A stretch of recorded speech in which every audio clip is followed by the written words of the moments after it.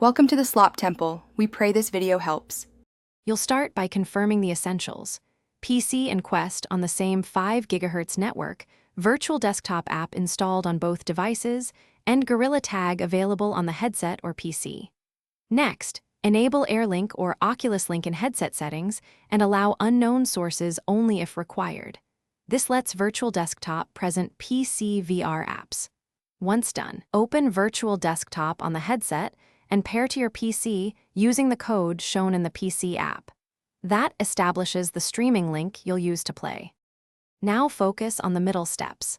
Launch Steam VR or the Oculus PC app and make sure Virtual Desktop Streamer is running on your computer. In the headset's Virtual Desktop menu, choose the right refresh rate, 72 to 90 Hz for smooth locomotion, and set bitrate between 50 and 100 Mbps depending on your network. Once configured, start Steam VR and then launch Gorilla Tag on the PC or through the headset game library. Make sure your GPU is in performance mode and background processes are minimized for stable frame delivery. Finally, calibrate and play. Set your play area, reset headset height, and tweak turning and locomotion options inside Gorilla Tag so movement feels natural. Once you're in a match, verify controller tracking and HUD responsiveness.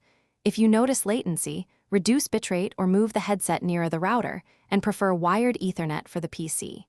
If frames drop or tracking glitches, restart the Virtual Desktop Streamer. Update GPU and headset firmware, and retest.